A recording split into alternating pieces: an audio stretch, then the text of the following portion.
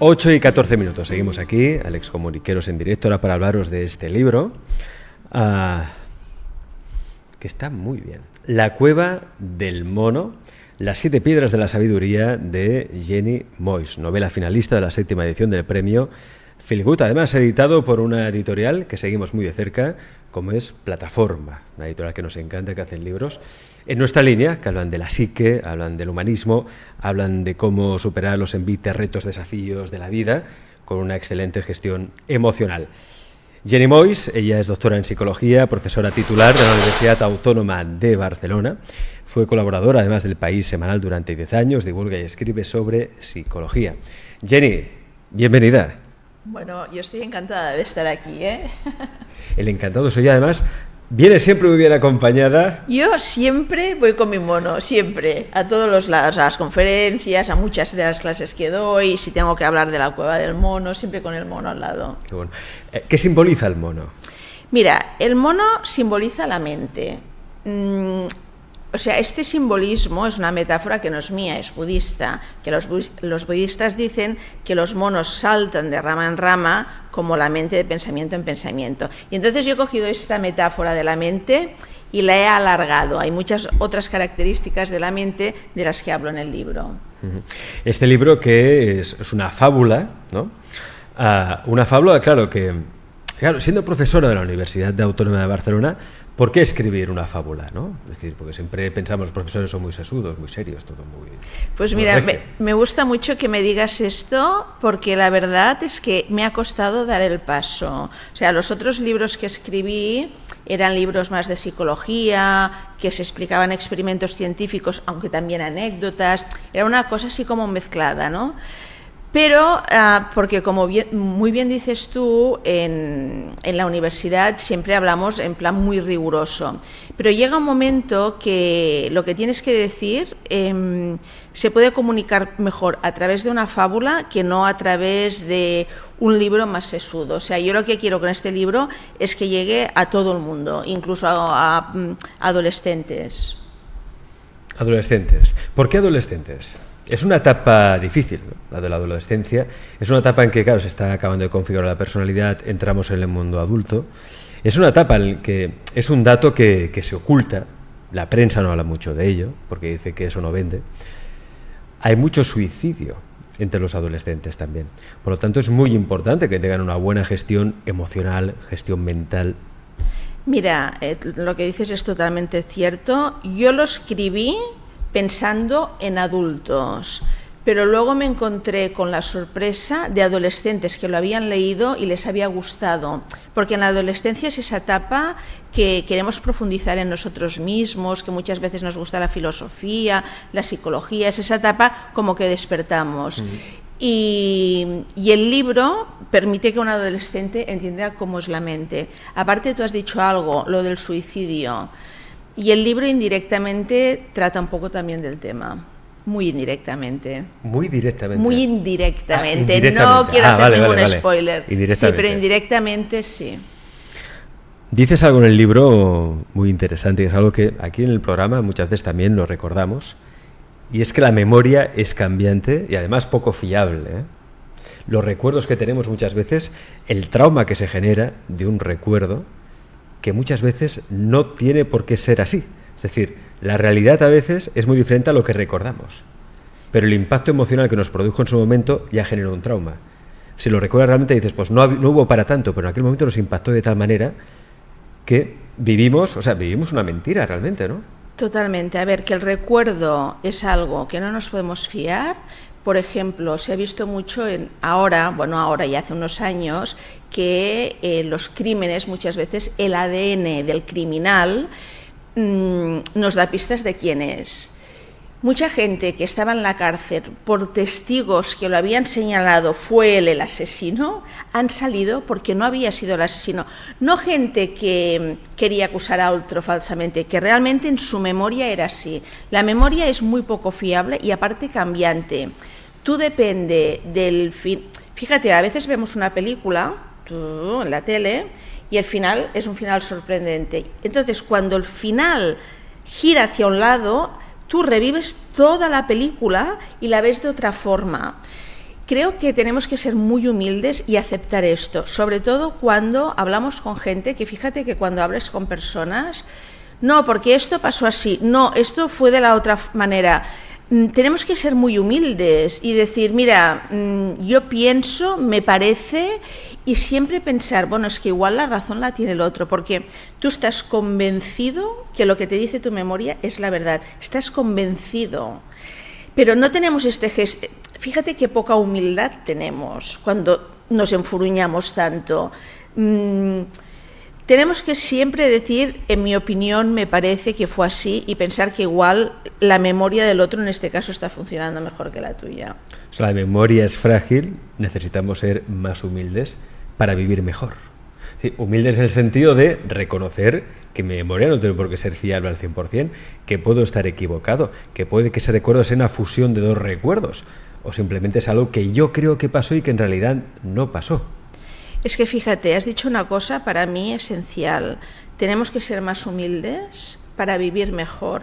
Yo me acuerdo que en el colegio que yo fui a monjas, a las carmelitas, te hablaban de la humildad como una cosa de tienes que ser buena y por lo tanto humilde. Era como un valor que cuando era pequeñita no lo entendía muy bien. Pero de hecho la humildad sí que tiene que ver con la bondad, pero tiene que ver más con la inteligencia. ¿Qué quiero decir? Que si realmente nos damos cuenta que no sabemos nada, Sócrates, yo solo sé que no sé nada, y por poco que leas de física cuántica, por poco que leas, yo de psicología cada vez teóricamente debería saber más, y en cambio cada vez me da la sensación que la psicología es más misterio, con lo cual, más misterio en el sentido de qué poco sabemos, ¿no?, de por qué pasan las cosas, qué poco sabemos de por qué pasan las cosas. Por lo tanto, yo creo que si eres humilde, es, por ejemplo, más fácil perdonarte, porque hay menos culpa. Tú antes has dicho humildad y felicidad.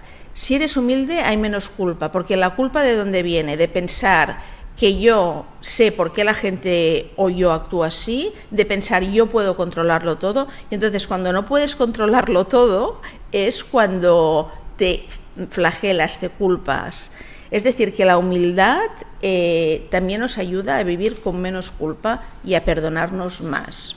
Fíjate, es muy interesante esto que dice Jenny, porque yo me lo encuentro con muchos psicólogos o coach o formadores, profesores de yoga también, que vienen aquí al programa y nos hablan de su experiencia vital. Cuando uno sale de la universidad o sale de la facultad, se cree que lo sabe absolutamente todo. Eso entre psicólogos es típico, ¿no? Yo lo sé todo, yo veo a la persona ya enseguida la encasillo tal, hay manual a seguir, entonces ahí sigo este manual, la curaremos seguro, encontrará la solución, pero luego te das cuenta con el paso del tiempo de que realmente cada vez sabes menos, y como decía Jenny ahora, la psicología es cada vez más misteriosa. Totalmente. No sabemos por qué pasan las cosas. A ver, déjame que te diga algo. Un buen psicólogo sí. Nunca te dirá esto es fácil, esto es así, esto viene de tal y esto viene de cual. Es que esto un psicólogo bueno nunca te lo dirá, ¿vale? ¿Por qué? Porque todo es multicausal, todo es multicausal. Entonces podemos saber, bueno, esto ha influido en cierta medida, pero todas las causas. Mira, déjame que te ponga el ejemplo de la física cuántica, que todos entendemos muy bien, que es el efecto mariposa. Todos sabemos perfectamente lo que es. El aleteo de una mariposa en una punta de mundo puede provocar un huracán en otra, y todo el mundo más o menos lo entiende. Sí.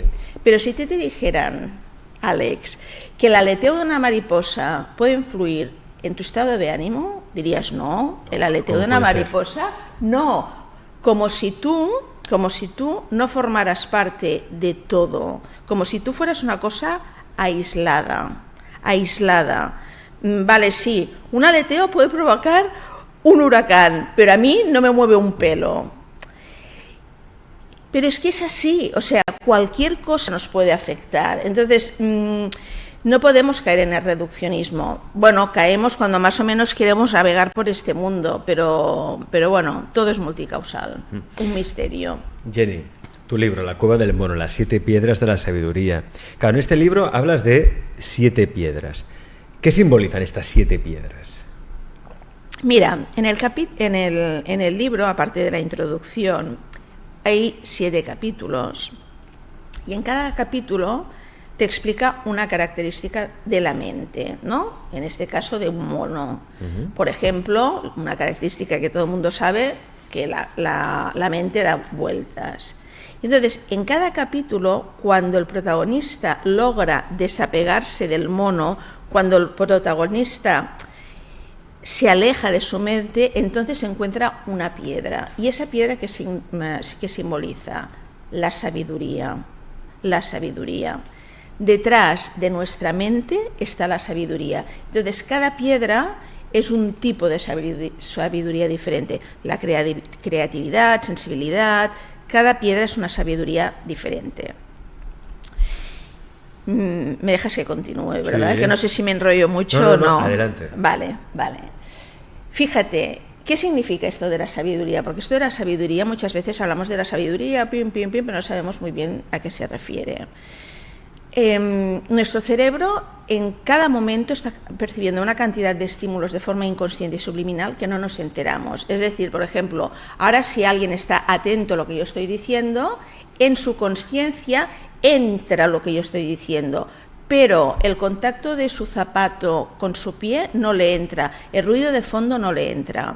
Vale, entonces en el cerebro entra mucha más información de la que nosotros somos capaces de procesar. Toda esta información queda allí. Fíjate que si ahora decimos, vamos a recordar que hicimos ayer por la mañana, tú te acuerdas de lo que hiciste ayer por la mañana y sacas un recuerdo a la consciencia, pero en el inconsciente hay una cantidad de recuerdos impresionantes. Lo que quiero decir que el inconsciente tiene una cantidad de información de la que nosotros no tenemos ni idea. Y no solamente tiene mucha información, sino que toda esta información la puede mezclar de diferentes maneras. A nivel racional y lógico, cuando pensamos durante el día, pensamos de una forma lineal, un paso detrás de otro, detrás de otro, detrás de otro. Pero el inconsciente, por ejemplo en los sueños, piensa de una manera que todo lo liga con todo. Lo que quiero decir es que el inconsciente es una fuente de sabiduría, porque tenemos mucha información y la podemos asociar de muchas maneras diferentes. Pero no llegamos al inconsciente porque en el consciente siempre tenemos este mono hablando, bla, bla, bla, bla, bla. Tienes que hacer esto, después tienes que hacer lo otro, tal, tienes que... Entonces, como tienes esto en tu consciente, no abres las puertas y no llegas a la sabiduría de tu inconsciente. Y el libro va de ver el mono, entender cada característica, apartarlo y llegar a esta sabiduría de fondo. Sabiduría de fondo que está en el inconsciente. Exacto. ¿Qué es el inconsciente? Bueno, a ver, cada uno te lo podría definir de una forma muy diferente. Por ejemplo, el inconsciente es una palabra que la gente la tiene muy asociada a Freud, y Freud hablaba mucho del inconsciente como donde se almacenan los traumas o las pulsiones, pero en realidad el inconsciente, para mí, cada uno es una parte de nuestro cerebro, voy a decir que está en el cerebro por no irme, una parte que no es el consciente, que está plagado de datos y que se pueden mezclar de diferentes maneras. Dicen que el inconsciente es el creador de realidades, que quien maneja nuestra vida es el inconsciente, no nosotros. Esto lo decía totalmente Jung. Y así es, porque, por ejemplo, tú puedes, imagínate, yo ya te conocía, ¿no? Pero imagínate que no te hubiera conocido y te veo por primera vez. Muchas veces ves a alguien y de pronto dices, uy, me cae mal o me cae bien. ¿Por qué decimos me cae mal o me cae bien? Porque claro, lo acabas de conocer, igual todavía no pronuncia una palabra y ya dices, uy, bien o mal, ¿no? Muchas veces porque igual tú tienes una peca que te recuerda a alguien, pero no te lo recuerda conscientemente, te lo recuerda inconscientemente. O sea, tú no sabes que esa persona te cae bien por la peca, pero igual te cae bien por la peca porque tú cuando eras pequeño jugabas a una persona que tenía peca. Eso lo que te quería decir, que tenemos muchos recuerdos ahí de los que no somos conscientes, pero manejan lo que pasa. Estaba leyendo ahora, empiezas el libro con una cita de Platón, del mito de la caverna, y dices, ¿Crees que los que están así han visto otra cosa de sí mismos o de sus compañeros, sino las sombras proyectadas por el fuego sobre la parte de la caverna que está frente a ellos? Bueno, cuando encontré esta cita me entusiasmé, pensé que esta cita tiene que ir al principio del libro, primero porque claro, es la caverna de Platón y mi libro iba a una cueva, pero claro, Platón, ¿qué nos está diciendo? Pues nos está diciendo un poco lo que me has preguntado tú antes. Nosotros vemos, o sea, yo soy profesora de percepción en primero de psicología, y ver, tú te piensas que abres los párpados y algo de fuera te entra dentro, te llega al cerebro y lo ves. Pero la cuestión no es así, es que tú tienes un cerebro que organiza la información que te llega de una manera y según cómo lo organiza, tú ves una cosa o ves otra. Es decir, que siempre vemos lo que nuestro cerebro organiza. No sé si me explico. Por eso muchas veces vemos ilusiones, por esto delante de cosas iguales una persona puede ver una cosa y otra persona puede ver otra cosa. Es la proyección. Sí. Entonces no nos podemos fiar ni de nuestros sentidos ni de nuestra mente, ¿no? Sí. Sí, no nos podemos fiar mucho de nada, pero así dicho así... Claro, suena mal, suena mal. Has dicho así, suena fatal, porque, si no me puedo fiar de esto, no me puedo fiar del otro. Mira, tenemos una cosa de las que nos podemos fiar mucho y es de lo que nos sienta bien o nos sienta mal. Tú cuando comes, no hace falta haber pensado o haber recordado un libro de nutrición para que lo que tú comes te sienta bien o te sienta mal. Tú comes y tú sabes... y luego te sienta como te sienta. Y es esto lo que cuenta. Las cosas que nos pasan nos sientan de una forma. Lo que pasa que luego con la mente vamos racionalizando.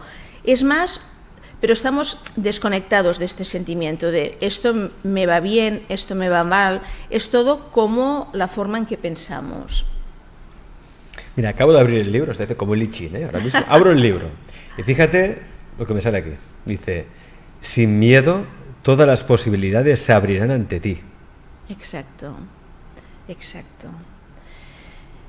Hablábamos de un inconsciente infinito y de que todos tenemos la sabiduría dentro. Sí, vale. Pero el monito, la mente, nos rodea de miedo. Todo el rato, estamos en una sociedad que tenemos mucho miedo todo el rato. A todo. Todo el rato. Y tienes que tomar una decisión, es que si voy para aquí, el mono te dice, no, por aquí no vayas porque te pasará tal, no, por aquí no vayas que te pasará cual. Bueno, al protagonista en uno de los capítulos le pasa esto, ¿no? Que el mono le va diciendo, Y el mono no sabe lo que va a pasar, pero te va cortando todas tus posibilidades y al final, ¿dónde te quedas? Muchas veces sin moverte en tu zona de confort. Claro, a la que quitas la mente, el miedo, se abren todas las posibilidades, porque la mente humana somos muy sabios y hay muchas más posibilidades de las que vemos. Lo que pasa es que hay muchas las que las vamos cerrando automáticamente por miedo y ni las ves. Quizá también porque nos da miedo que haya tantas posibilidades, nos abruma que haya tantas posibilidades. Mejor hacer una cosa y ya está, a mí no me líes. Sí, bueno, esto también es cierto, ¿eh? Hay algunas investigaciones que te dicen que, por ejemplo, tú vas al supermercado y hay una cantidad de champús impresionantes, champús, que es una cosa absurda, ¿no?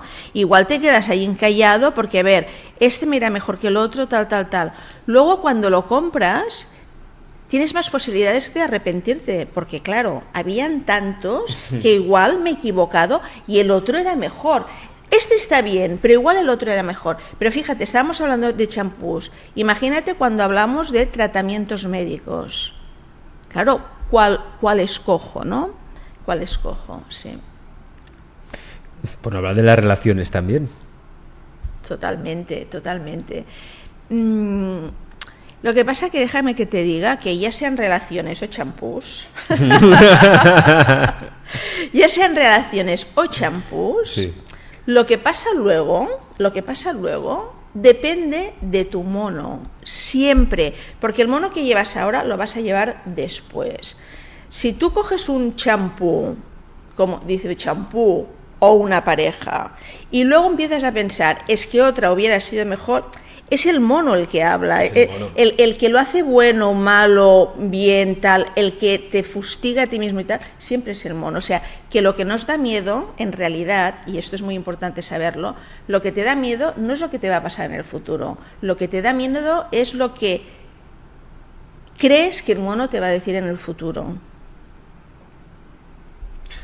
¿Cómo desactivo a ese mono? ¿Cómo lo hago para no tener miedo? ¿Hay algún truco, tip, algo para que desconectar ese miedo? Porque a veces el miedo nos lleva a la indecisión nos lleva a la inacción, a estar paralizados, obstaculizados, ¿no? Bloqueados. ¿Qué se puede hacer en ese momento? Sí. A ver, normalmente cuando estamos tranquilos, que son pocos momentos, pero a veces también los humanos estamos tranquilos, vemos las cosas dimensionadas. Vemos las cosas en plan, en realidad esto no tiene tanta importancia, si pasa esto tampoco pasa nada, vemos las cosas tal. Pero luego viene el mono y te empieza a comer la cabeza, o sea, el mono te empieza a decir, no, porque tal, porque cuidado, porque pu. Claro, lo que voy a decir no es nada fácil, porque, y aparte, yo también tengo un mono que me dice cosas, o sea, no... Todos tenemos un mono. Todos tenemos un mono o un orangután, depende. Pues mira que ese mono tiene cara de simpático, ¿eh? Es que el mono este tiene cara de simpático, justamente, porque, y es expresamente que tenga cara de simpático, sí. Porque yo todo el rato estoy diciendo que el mono nos da mucho jaleo, ¿vale? Que es un poco quisquilloso y tal, pero en realidad el pobre mono ha estado programado en una sociedad bastante loquita y es lógico que el mono nos diga todo esto. Claro, si tú vas pensando que el mono es malo, al final tienes una lucha contigo mismo. Son esas luchas interiores. Yo no quiero que mi mente me diga esto, pero fíjate que me digo esto.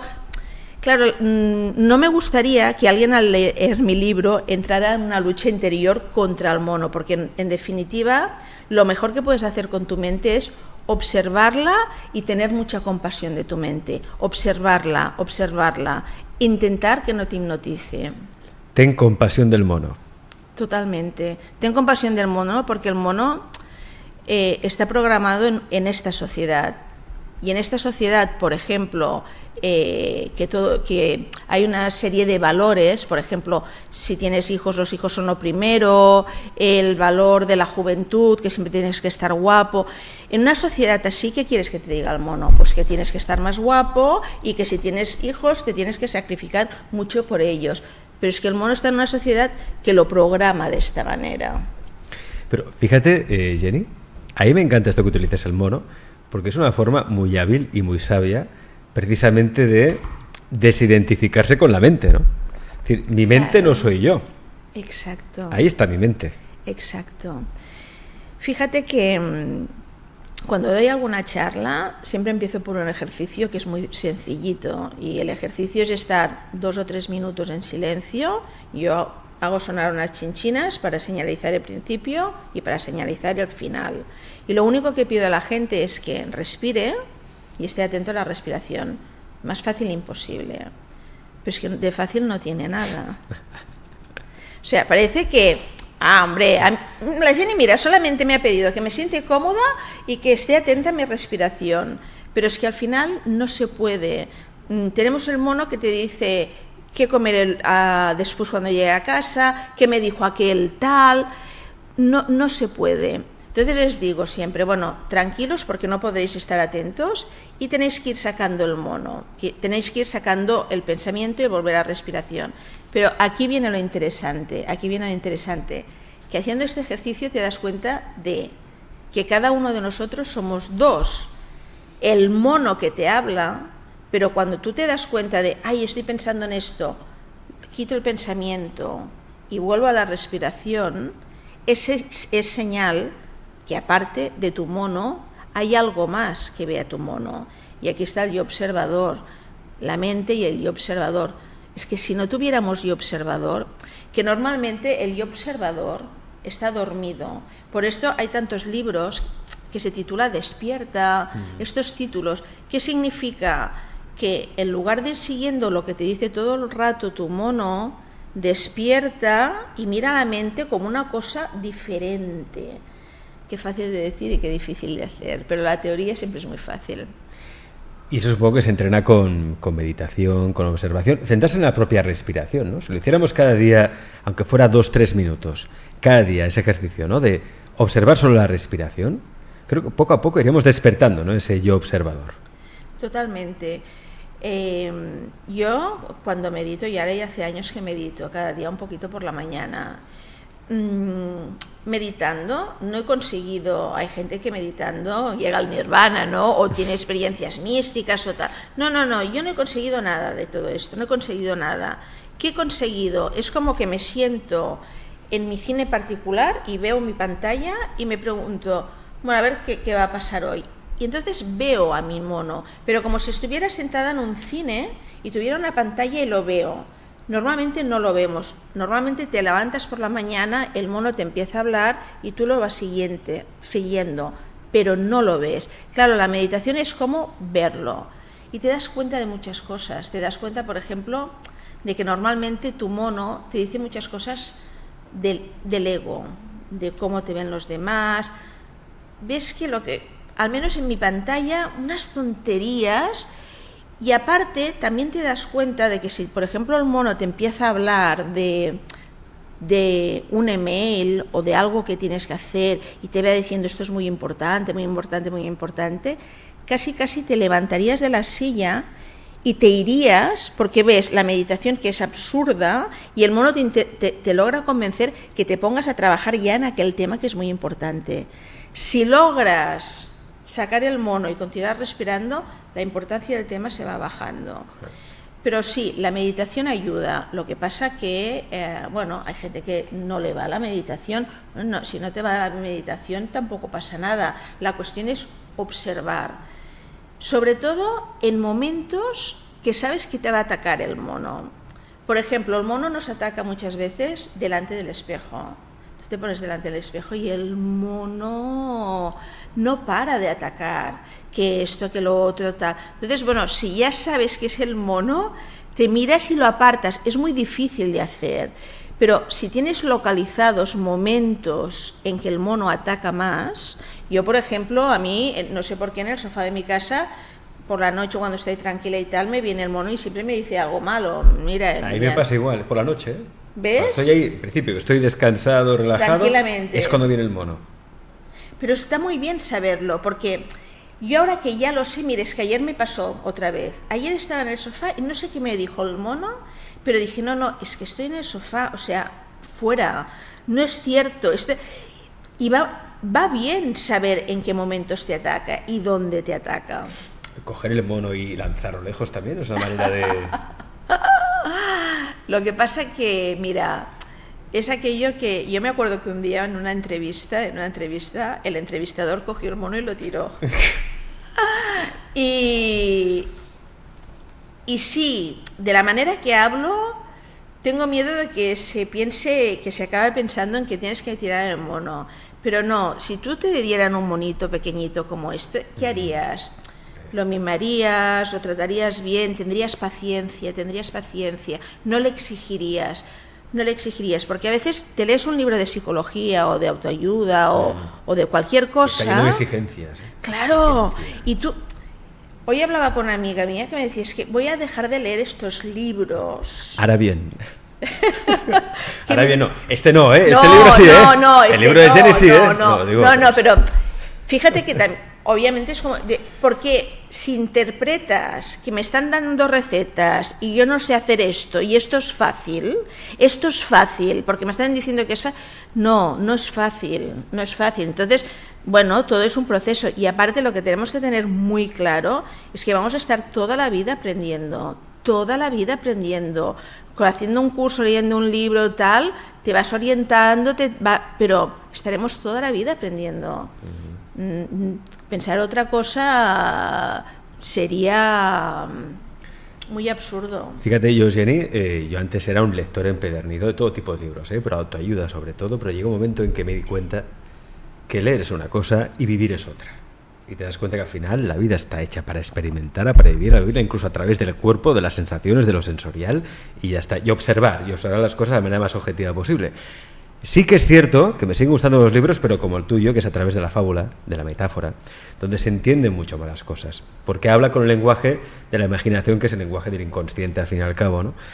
Y cuando me encuentro libros que son como manuales, ya directamente los desecho. Es decir, libros que te dicen cómo tienes que vivir. Es absurdo. Como si todos fuéramos iguales. No, es que es peligroso, porque paso 1, paso 2, paso 3, no.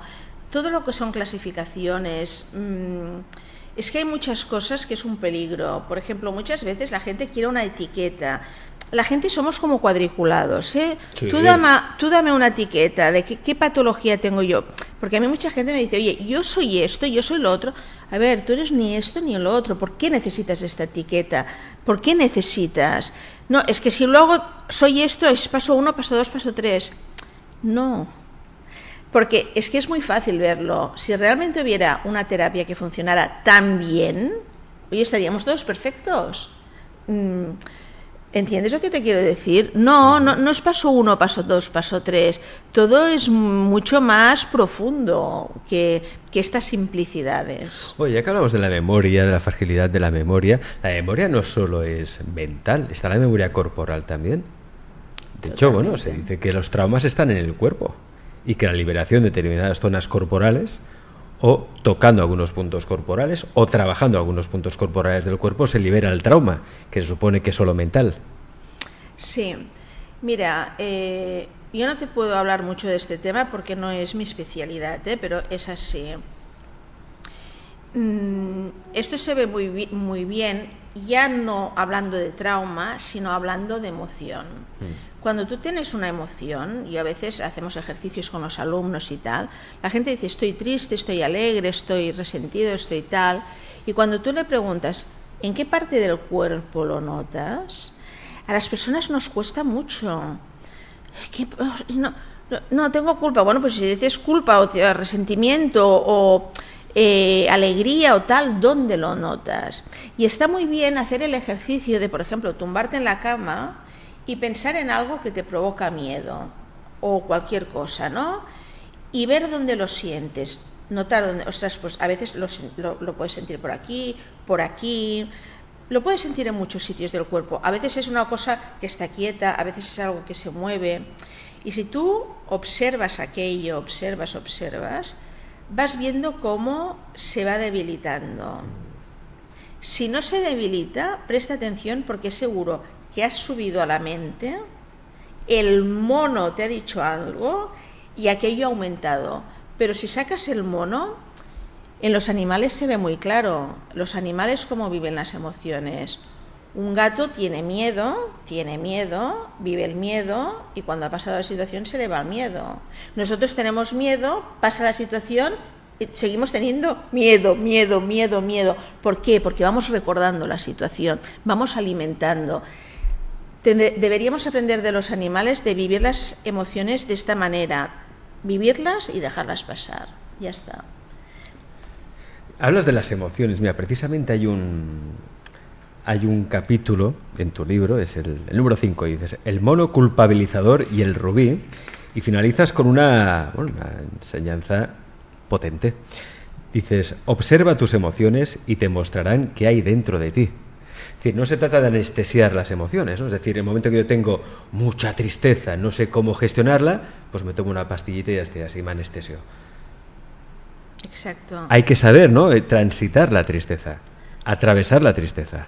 Fíjate, totalmente de acuerdo con lo que estás diciendo. Lo que decíamos antes de según cómo se interpreten los libros de psicología o autoayuda. Fíjate que me estoy tirando piedras contra mí, pero según cómo se interpretan, Cuando hablamos de emociones positivas y emociones negativas, con esta tendencia que tenemos los Homo sapiens a clasificar, ya la hemos pifiado. Porque entonces la gente quiere emociones positivas todo el rato. Claro. Pero es que las emociones negativas, por ejemplo, hay otra cosa que odio profundamente. Déjame que haga aquí terapia, sí. Ya que estoy aquí. Adelante. el tema de, o sea, la expresión de gestionar las emociones o controlar las emociones, porque tú en una empresa se gestiona, cuando haces un Excel gestionas, pero las emociones no se pueden gestionar. A ver, las emociones es como si te dijéramos, vamos a hacer un curso de gestionar la sangre. Bueno, gestionar la sangre, yo no puedo gestionar la sangre. Pues, ¿cómo nos hemos inventado una expresión como gestionar las emociones? Las emociones se viven y ya está. O sea, se viven con naturalidad, porque el problema de decir no, ahora no quiero estar triste, es que luego te sientes culpable por estar triste. Muchas veces hay personas que dicen, es que yo no debería estar triste y estoy triste, y me siento culpable porque estoy triste. Y entonces ya, cuando hay una culpa encima de una emoción, ya la hemos liado. Si estás triste, es señal que no eres un robot, que eres humano, y ya está. Hay que ser compasivo, tener compasión del mono, pero a la vez también tener compasión de uno mismo. Que eso quiere decir autocompadecerse, quiere decir entenderse, decir, y que no siempre podemos estar ahí arriba, ¿no? Con euforia, con alegría, a tope. Que esto es lo que es uno de los problemas que veo muchas veces, el coaching de tipo americano que nos viene de América, ¿no? Que parece que siempre tienes que estar vibrando alto y muy contento, muy eufórico, porque si no vibras alto no atraes realidades prósperas a tu vida, ¿no? El rollo este de la ley de la atracción, que sabemos que puede funcionar, sí, pero si te obsesionas mucho con eso, puedes acabar fatal. Sí. ¿Sabes qué pasa? Que yo, obviamente, estoy aquí para dar mi opinión, pero todo esto de el coach está muy bien, se basa en objetivos. Sí. ¿Cómo conseguir este objetivo? Organízate bien el tiempo, tal. Todo esto está muy bien, pero al tanto, ¿qué nos pasa a los humanos? Que estamos muy obsesionados por los objetivos. Entonces, más bien este libro y el mindfulness y la psicología de tercera generación, que es la que se lleva más ahora, que es una cosa que se lleva más ahora, pero que es de toda la vida, del budismo ya lo decían. ¿Qué es la psicología de tercera generación, para que no lo sepa? Mira, la psicología de tercera generación es, después de la psicología cognitiva, ¿vale?, que hablaba más de creencias y tal, viene la psicología de tercera generación, que es la terapia de aceptación y compromiso, la terapia mindfulness, la terapia que se basa más en, lo que estoy diciendo es psicología de tercera generación, de que la mente es algo diferente y que hay un yo observador. Se basa más en vivir el presente, en sentir, más en esto. Hay algunas psicologías, aquí yo no estoy haciendo crítica de ninguna, porque me parecen todas, bien. Hay psicologías que se basan mucho en el pasado, el psicoanálisis, ¿no? ¿Qué traumas tuviste? Mira en el pasado, tal. Hay psicologías, por ejemplo, la psicología coach se basa en el futuro. ¿Qué objetivos tienes? ¿Qué tienes que ir a conseguir? Tal. Y la psicología de tercera generación, que se basa en el budismo, o sea, que es nueva, pero es muy antigua, que es, a mí personalmente, la que más me gusta, es la que yo intento plasmar en el libro, es la más de vivir el presente, observar tus emociones. Es un pelín más humanista, más existencialista, es una psicología más de este estilo. Fíjate, aquí hay citas de personas que han pasado por la cueva, por la cueva del mono.